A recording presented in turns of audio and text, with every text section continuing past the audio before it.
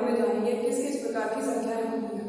तो सबसे पहले जो हम स्टार्ट करने वाले हैं वो हम देखेंगे संख्या, अंक और संख्या। ये तीन वर्ड्स यहाँ पर लिखे हुए हैं।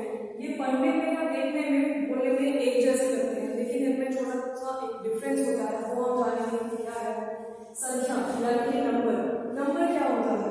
नंबर होता है कितनी वस्तुएं हैं इस चीज का जिससे हमें बोध होता है, वो होती है संख्या। जैसे आपसे पूछा जाए कि आपकी कक्षा में कितने बच्चे हैं, तो उसका जो उत्तर होगा वो क्या होगा? एक संख्या आएगी।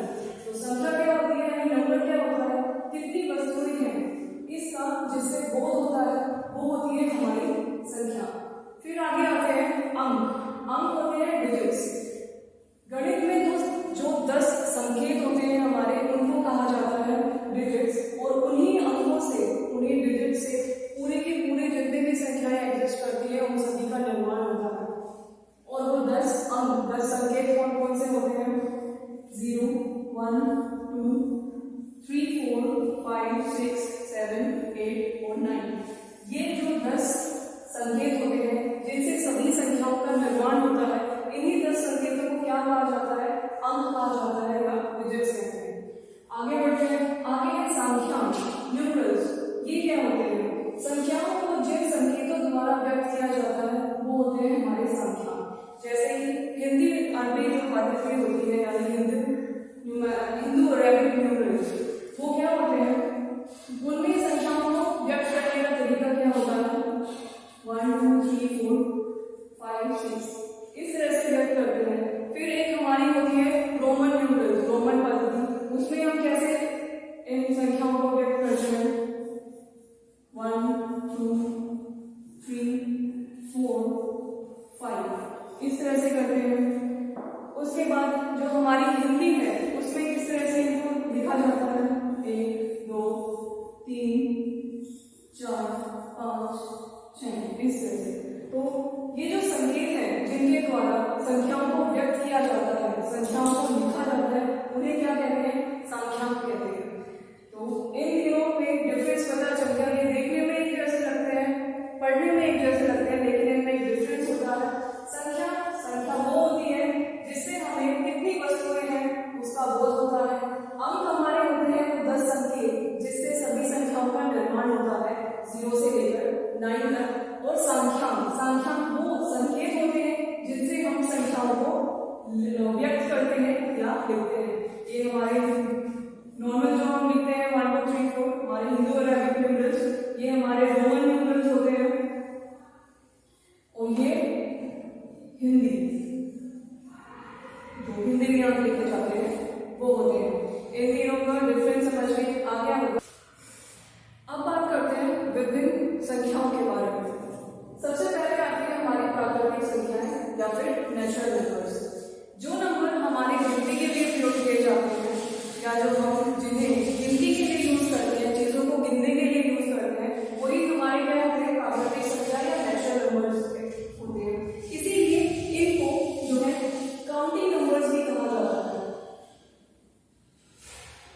क्योंकि इनसे जो है गिनती की क्रिया की जाती है। और ये क्या होते हैं? नेचुरल नंबर्स 1, 2, 3, 4, 5, 6 1 से शुरू होते हैं और अनंत तक जाते हैं। ये संख्याएं हमारी होती हैं प्राकृतिक संख्याएं जिनसे हम गिनती की क्रिया करते हैं यानी चीजों को गिनते हैं। तो इसी से पता चल रहा है सबसे छोटी प्राकृतिक संख्या कौन सी होती है? 1 होती है सबसे छोटी प्राकृतिक संख्या। और सबसे बड़ी प्राकृतिक संख्या क्या होगी? उसको हम निकाल नहीं सकते, और इसीलिए उसके लिए एक सिंबल होता है अनंत यानी इन्फिनिटी।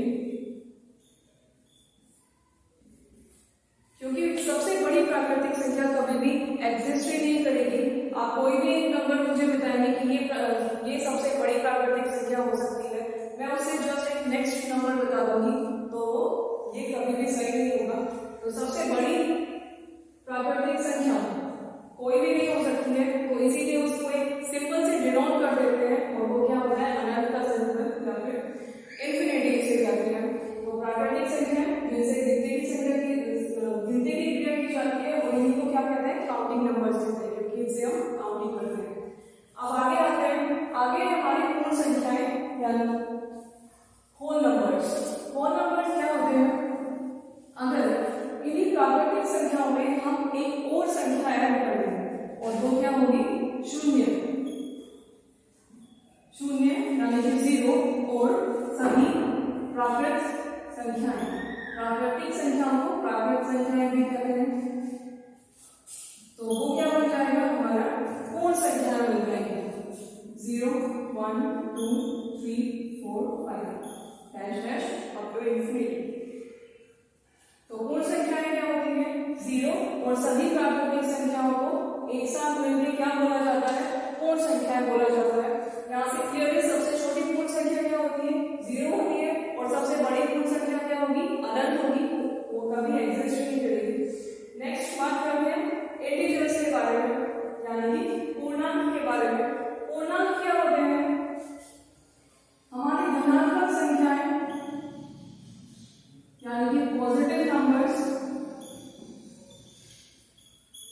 ऋणात्मक संख्याएं यानी कि नेगेटिव नंबर्स, और साथ में शून्य। इन तीनों को मिला के क्या बनता है, इन तीनों को मिला के बनते हैं हमारे पूर्णांक। धनात्मक संख्याएं यानी कि पॉजिटिव नंबर्स 1 2 3 4 5 डैश डैश, ऋणात्मक संख्याएं यानी कि नेगेटिव नंबर्स -1 -2 -3 -4 डैश डैश, और शून्य यानी कि 0। ये तीनों आपस में मिलकर क्या बोले जाते हैं, इनको बोला जाता है पूर्णांक। तो पूर्णांक क्या हो गए, पूर्णांक हो गए हमारे धनात्मक संख्याएं, ऋणात्मक संख्याएं और शून्य।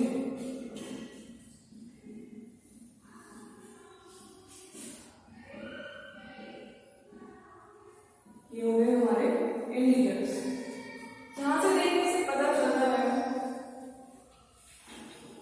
कि ना तो सबसे छोटा पूर्णांक कोई होता है और ना ही सबसे बड़ा पूर्णांक कोई होता है।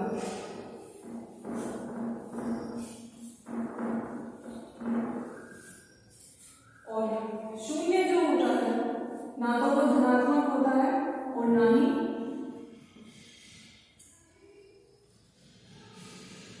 धनात्मक होता है, ना ही ऋणात्मक होता है। यानी शून्य जो है वो पॉजिटिव इंटीजर भी नहीं है और नेगेटिव इंटीजर भी नहीं है।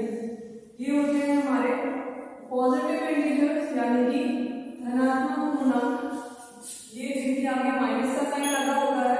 ये होते हैं हमारे नेगेटिव इंटीजर्स यानी कि ऋणात्मक पूर्णांक, और ये शून्य। शून्य ना तो पॉजिटिव होता है ना नेगेटिव होता है, यानी कि शून्य ना तो धनात्मक पूर्णांक होता है ना ही ऋणात्मक पूर्णांक होता है। अब अगर इनको सरल रेखा में हम देखें, ये होती है हमारी रियल लाइन।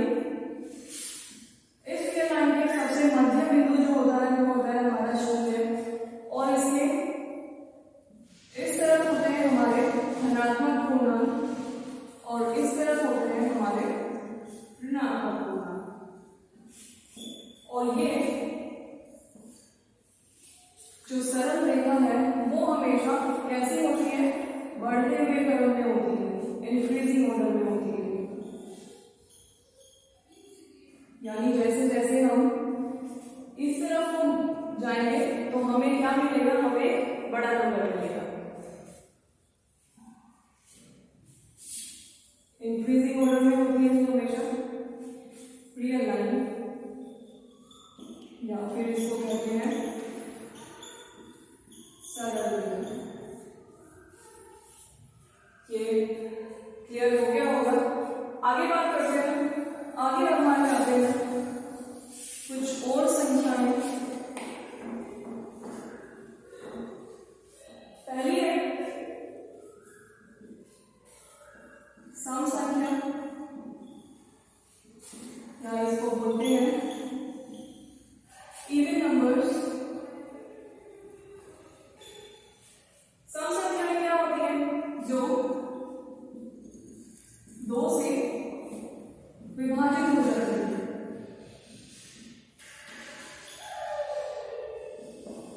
जो भी संख्याएं 2 से विभाजित हो जाती हैं उनको क्या कहा जाता है?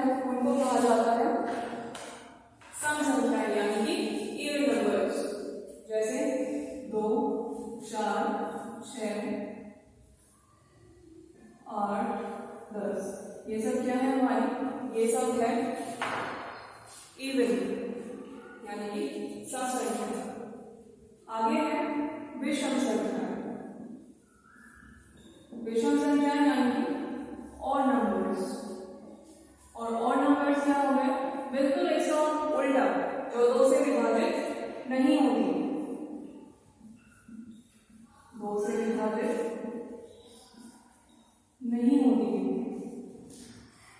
जैसे कि 1, 3, 5, 7, 9, 11 आदि। तो सम संख्या 2 तरह की और हमारे पास संख्याएं हो गई, सम संख्या और विषम संख्या। सम संख्या जो 2 से विभाजित हो जाती है उन्हें कहते हैं सम संख्या, और विषम संख्या जो 2 से विभाजित नहीं होती है विषम संख्या, जैसे 1, 3, 5, 7, 9 और 11। आगे एक और तरह की हमारे पास संख्याएं होती है, भाज्य संख्याएं और अभाज्य संख्याएं।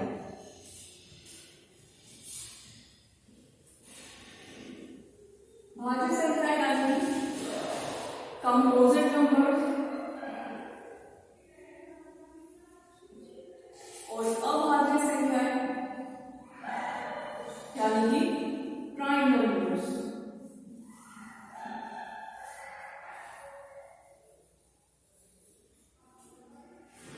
भाज्य संख्याएं कौन सी होती हैं? जो अपने और एक के अलावा भी किसी और नंबर से विभाजित हो जाती है, वो होती है भाज्य संख्याएं। जैसे कि फॉर एग्जाम्पल 8 जो है वो 1 से भी भाग चला जाएगा पूरा 8 से भी भाग पूरा चला जाएगा, और एक और 8 के अलावा, यानी एक और अपने के अलावा ये 2, 4 से भी पूरी तरह से विभाजित हो जाएगा। तो यानी कि 8 कैसा नंबर है? 8 एक भाज्य संख्या है। क्यों? क्योंकि 8 जो है वो अपने और एक के अलावा भी किसी और संख्या से पूरी तरह से भाग चला जाता है।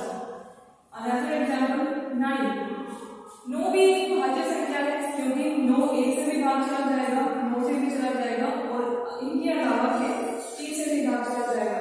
तो हमारे पास एक 9 और 1 के अलावा भी एक ऐसा नंबर है जो 9 को पूरी तरह से भाग दे देगा। तो ऐसी संख्याएं जो अपने और एक के अलावा किसी और नंबर से भी भाग चली जाती है उन्हें क्या कहते हैं? भाज्य संख्याएं कहते हैं। वहीं अभाज्य संख्याएं क्या होती है? जो केवल अपने से भाग होती है और संख्या 1 से भाग होती है।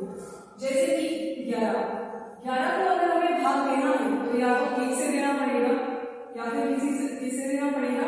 11 से देना पड़ेगा। ये इन दोनों के अलावा किसी और संख्या से थोड़ा भाग नहीं जाएगा। तो ऐसी संख्याएं जो केवल अपने से भाग जाती हैं या फिर 1 से भाग जाती हैं, ऐसी संख्याओं को क्या कहते हैं? अभाज्य संख्याएं कहते हैं या फिर प्राइम नंबर्स कहते हैं।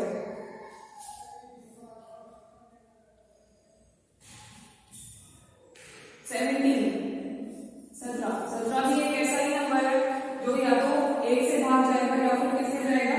17 से जाएगा, यानी अपने और एक के अलावा किसी और संख्या से भाग नहीं जाएगा। तो ये भी कैसा है? अभाज्य संख्या है। नेक्स्ट है अभाज्य संख्या है।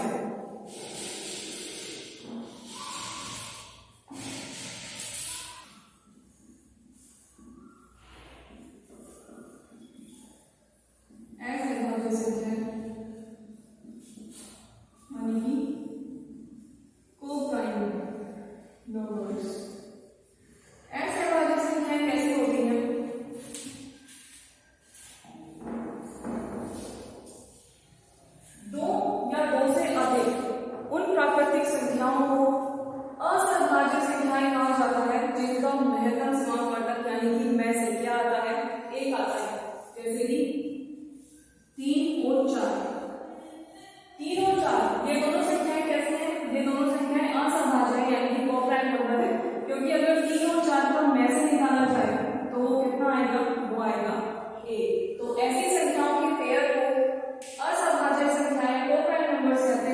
जिनका मैसेज क्या आता है, जिनका मैसेज 1 आता है। 9 और 12, क्या ये दोनों संख्याएं कोप्राइम नंबर्स हैं, असहभाज्य हैं? ये नहीं है, क्योंकि इनका जो मैसेज आएगा वो कितना आएगा, वो 3 आएगा। तो ये क्या, ये कोप्राइम नहीं है। 5 और 7, क्या ये दोनों कोप्राइम है? बिल्कुल है, क्योंकि 5 और 7 का अगर मैसेज निकाला जाए तो वो कितना आता है, वो 1 ही आता है। तो याद रखेंगे, ऐसी संख्याओं का पेयर कोप्राइम नंबर या असहभाज्य संख्याएं कहलाता है जिनका मैसेज कितना आता है, जिनका मैसेज 1 आता है। और इसी के जैसे एक और संख्याएं होती हैं